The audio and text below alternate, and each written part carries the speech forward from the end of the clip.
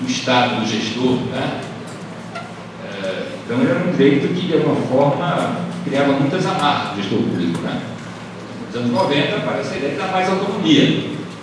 E a autonomia é feita com recursos a institutos de direito privado. Tá? Então aí começa a se formar, quer dizer, um primeiro bar, um outro bar também, no direito privativo. Aí aqui eu já vou para minhas conclusões, né? Mas o grande barco, o grande questionamento do direito privativo, né? Outro grande questionamento, surge com o aparecimento do novo constitucionalismo. Né? Nós estamos vivendo agora, coisa de 10 anos. Né? A obra do Alexis é uma obra de 1985. Né? É a obra que criou todo, enfim, sistematizou todo esse discurso dos direitos fundamentais. E aí começa, por exemplo, interessante que o direito administrativo tem criado um discurso de autonomia, né? Todos os direitos eram autônomos, né? Todo o discurso jurídico, científico, pedagógico do direito do século XX é um discurso da autonomia. Estou falando da autonomia do direito civil, do direito privado. A primeira aula é a autonomia. O nosso direito civil tem princípios próprios, regras próprias, né? Como se fosse assim, uma ilha apartada do direito constitucional. Então surge essa nova forma de conceber a Constituição não só concebida como instrumento político, enfim, né, como instrumento de repartição de poderes, né, mas concebida como instrumento jurídico, como norma. A Constituição é norma, né? Aparece aquela famosa divisão das normas em princípios e regras, né, do Alexis, e há todo um desenvolvimento, né, da teoria constitucional. O professor Roberto Barroso fala um artigo, ele fala da vitória tardia do direito constitucional, né? O triunfo tardio do direito constitucional. Então, há 10 anos está sendo esse triunfo, né?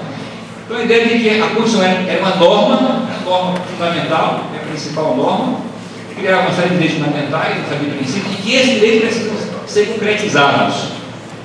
E se existe um setor que é importante para a concretização da Constituição, é o direito administrativo, porque é ele que regula a atividade do Estado no dia a dia, no cotidiano. Então precisava constitucionalizar o direito administrativo. E aí aparece, por exemplo, uma série de mudanças, né? Ao invés o centro da ordem jurídica não é mais a lei, mas é a Constituição. Então a Constituição passa a ser a principal referência para a administração pública. É importante executar as leis, mas é mais importante executar a Constituição. Então o princípio da legalidade administrativa se transmuta em princípio da juridicidade. Interessante que tem muitas matérias para as quais não existe uma lei. Por exemplo, a matéria, havia a ideia de que a administração pública não poderia executar diretamente a Constituição. Que essa execução da Constituição dependia sempre de uma mediação legal. Tinha que ter sempre uma lei, né, que estabelecesse como é que a Constituição ia ser executada. E a administração pública competia a executar a lei, mas não diretamente a Constituição. Tá? Que é um absurdo, né? É claro que se existe uma lei, a administração pública pode inventar uma lei, tem que respeitar a lei. Né? Tem lugares onde uma lei é importantíssima, né? Importantíssima, né? Licitações públicas, enfim, né? Diversos procedimentos, né? Desapropriação, onde a lei é importante, onde regras claras são importantes. Mas tem muitas questões onde não existe uma lei. Por exemplo, questão de concurso público. Não existe uma lei no Brasil sobre concurso público. Existem leis que dizem que o acesso ao cargo público tem que ser feito por concurso. Tem uma lei que diz que vai ser concurso público. Então, todos os concursos que são realizados no Brasil, a nível federal, estadual e municipal, seguem, são regulamentos administrativos, 3 ou 4 normas contidas no artigo 37 da Constituição. Não tem uma lei nacional. O resto é criação doutrinária jurisprudencial. Então, essa ideia, quer dizer, o direito administrativo é influenciado por essas duas ideias: a ideia da centralidade da Constituição, a Constituição é o centro da ordem jurídica, é o centro da atividade operativa. O poder público tem que realizar interesses públicos, mas interesse público não é interesse do Estado, como era na era Vargas, nos anos 70. Interesse público é interesse da sociedade. E aí se faz uma releitura dos interesses públicos. Interesses públicos são direitos fundamentais. Aquilo que melhor traduz a ideia de interesse público é a ideia de direitos fundamentais. Os principais interesses públicos hoje no Brasil que devem ser realizados é aquele elenco de direitos fundamentais. E a administração pública tem que perseguir isso, realizar direitos fundamentais. Enfim, isso gerou muita. Está gerando uma revolução no direito administrativo, né? Muita coisa, está mudando tudo, né? Aspectos procedimentais, aspectos organizativos, a própria ideia de gestão pública tem mudado bastante, mas como aqui a hora já está avançada e eu sou ao mesmo tempo aqui, como se diz, palestrista e presidente de mesa, eu vou autorregular o meu tempo, né? Passar aqui decreto autônomo, né? Passar aqui as palavras, né? Para as professoras e emoldura. Para Adriana Siqueira.